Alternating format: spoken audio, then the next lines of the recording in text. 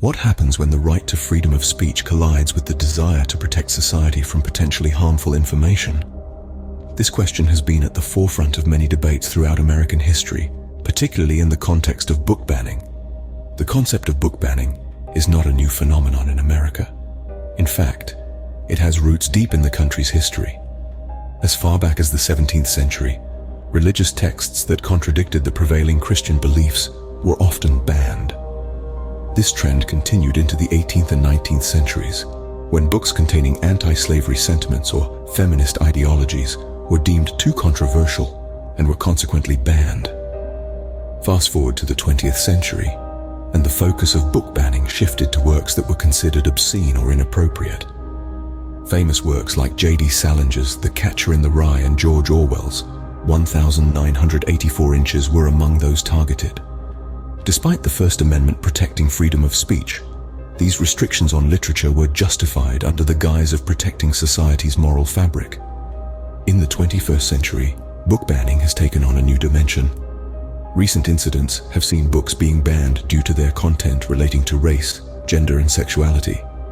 For instance, in Texas, 12 books were removed from public libraries due to their LGBTQ and racial content, until a federal judge ordered their return, citing the unconstitutional nature of the removal.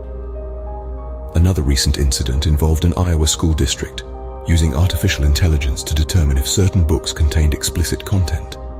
This led to the banning of 19 books, a decision based on the AI's responses. However, this method was later criticized for its inconsistencies and limitations, underscoring the dangers of relying solely on technology for such assessments. These incidents highlight a worrying trend towards censorship and the stifling of diverse voices. The American Library Association reported a record high of 1,269 attempts to censor library books in 2022, a figure that underlines the increasing efforts to limit access to diverse literature. But why should this concern us? Simply put, when we ban books, we limit the exchange of ideas. We stifle creativity and critical thinking. We hinder the ability to learn, grow, and understand different perspectives.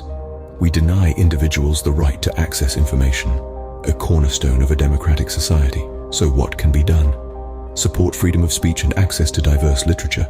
Stand against censorship and book banning. Encourage dialogue and understanding rather than suppression. Advocate for policies that promote transparency and inclusivity in literature. After all, it is through the sharing and understanding of diverse ideas that we can truly foster a society that values freedom of speech and the right to access information.